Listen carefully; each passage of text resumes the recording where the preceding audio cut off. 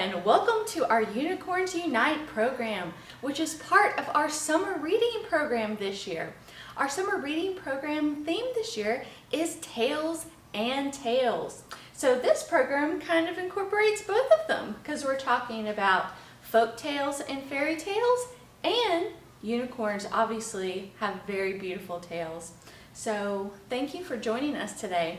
Our program is called Unicorns Unite, and we're going to be talking a little bit about the history of unicorns and their different characteristics. And then at the end, we're going to do some really cool art projects. So stay tuned for that. Okay, so the first thing I want to talk to you about and show you is some of my favorite unicorn books that we have here. So, if you like chapter books, this one is one of my favorite new chapter book series. It is called Dave the Unicorn, and it is part of a series. So this is the newest one. There's four books so far in this series. So it is about a girl named Mira and her unicorn best friend Dave, and they just go on all kinds of fun adventures together. It's super funny. I think you'll really like both Mira and Dave the Unicorn. So I would suggest trying this series if you like chapter books. Some of my favorite unicorn nonfiction I wanted to show you are these. I've got three books to show you. So this one is just kind of a general book about unicorns, mythical creatures. This one is called the Behind the Legends series, which they take all kinds of mythical creatures and they talk to you about the legends, and it helps help you decide if you think they're real out in the wild today. So this is the unicorn one. There's ones about dragons, zombies, werewolves. There's even one about Bigfoot. So I love this series a lot. And this book is for our younger viewers out there. This one is called The Magic of Unicorns. So this is part of a series called Field Guide to Fabulous Creatures, and this one is gorgeous. The pictures are so beautiful. I think you're really gonna like it. So yeah, it's called The Magic of Unicorns. So any of these you're welcome to put on hold or come in and check them out. And we have lots more unicorn books besides these, so lots to choose from, yeah? Okay, so let's get into our program. So I wanted to talk to you about what is folklore. You kind of hear that word a lot, but what is it exactly? So I wanted to look it up and share it with you guys. So folklore are just simply traditional stories or beliefs of our community that have been passed down through many different generations. They're typically either told out loud, usually in a group or just, family to family, and then passed down. Or you can write them down, and that way you'll have them written for forever, right? So that's kind of what folklore is. So what exactly is a unicorn? So I want you to picture, when I say unicorn, picture what you think of in your mind, right? So we all have an idea of what a unicorn is. So traditionally, they're a mythical, legendary creature with the body and head of a horse, right? They look like horses. And they have a long, flowing mane and tail. And typically what they're really known for is their long horn. So there's a single spiraled horn in the middle of their forehead.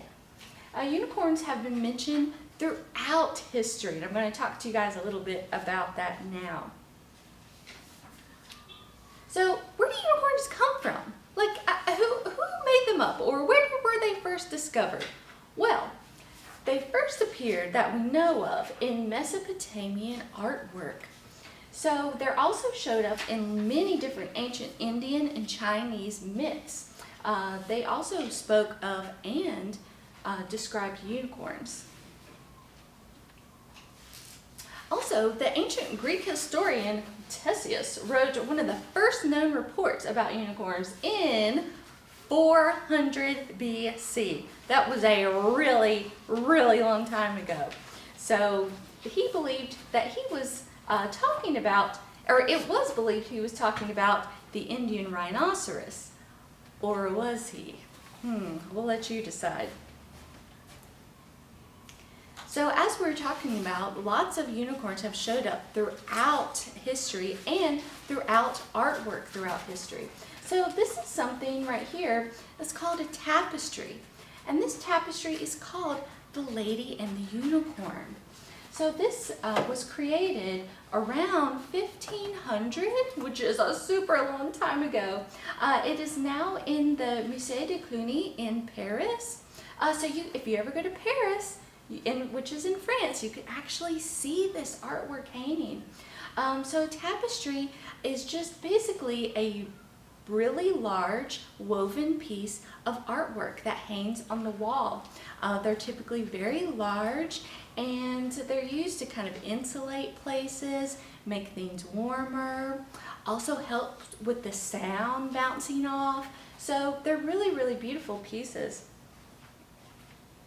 So as you can see, unicorns have been around a super, super long time. So when you think about unicorns, I typically think of how magical they are and how pure and good that they are, right? What do you think when you think of unicorns? Think about that a minute, yeah, right? So they're thought to be very good and pure creatures. They're very strong, very brave, and very, very difficult to catch. So it is very rare to spot a unicorn in the wild, right? So be on the lookout. They're hard to catch. They are also believed to have very many magical and healing powers. So whenever people are sick or are hurting, they try to find unicorns for their healing abilities. So I also think, unicorns are very good at telling people's intentions. So if you have good intentions, they're more likely to come up to you and want to be around you, right? They're such just beautiful creatures. I love thinking and talking about them, and they're just so magical, really cool. So what kind of magic or different powers do you think unicorns have? You can maybe write them down or draw a picture with some of the different powers that you think they have, or different ways that unicorns look. We'd love to see them, yeah? So stay tuned. We are at the art portion of our program. So I'm going to show you how to make unicorn magic puffy paint that you can create. You can also come in and we have unicorn masks as well, okay? So thank you for joining us, and stay tuned for our art portion. Okay, welcome back to our art portion of our Unicorns Unite program. We are going to show you, I'm joined by Mr. Davey now, and we're going to show you how to make a super fun craft called Unicorn Puffy Paint. This is one of my favorite crafts to make. It's super fun, and what's my favorite because it's super easy to make. And so we're going to show you. So we have our ingredients here. So all it is that you're going to need is you're going to need some liquid glue. We're using this Elmer's liquid glue right here. It can be any brand you want. And shaving cream, which is always fun to use. And so all it is you're going to mix half shaving cream to half liquid glue. And the best part is that it doesn't have to be equal, like exactly equal. It can be, try to get as close to the equal that you can, but it doesn't have to be exact for it to still work. So put half glue and then half shaving cream, like Mr. Davey's doing, and then we're gonna mix it up really well until it's all blended together, okay? And I would recommend using a bowl, not a plate. I just figured this would be easier for you to see.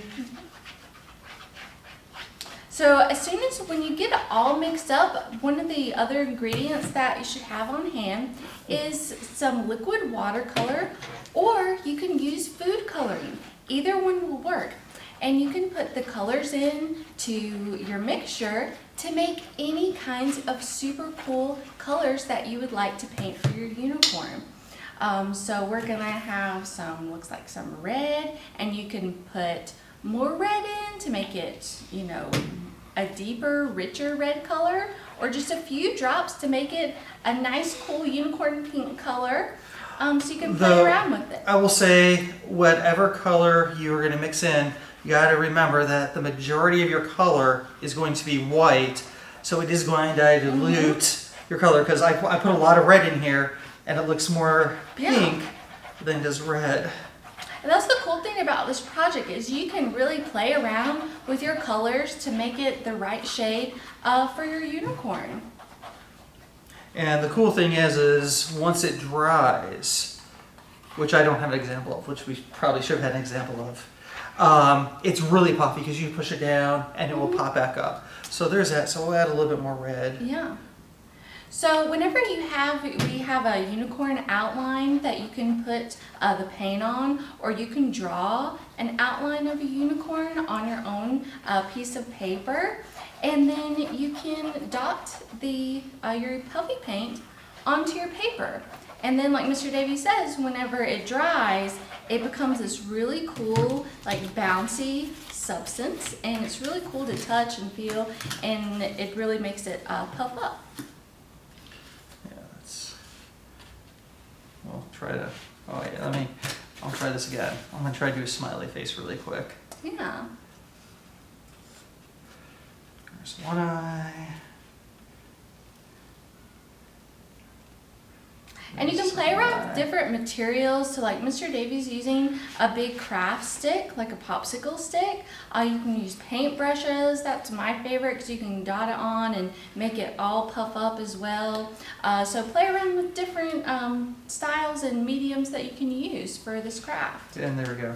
Smiley face. So Davey made a super cool unicorn puffy paint smiley. I love it. I love it. So the longer it dries, the more it's going to firm up and get that puffy texture, okay? So it's really easy, and like I said, you can play around with it, different colors. You can also add glitter to it to make it sparkly. Mr. Davey doesn't make like it sparkly. But you can try. So, you know, it's a cool craft to play around with, right? So yes, thank you for attending our Unicorns Unite program, and come and see us at the library. Bye! Bye-bye.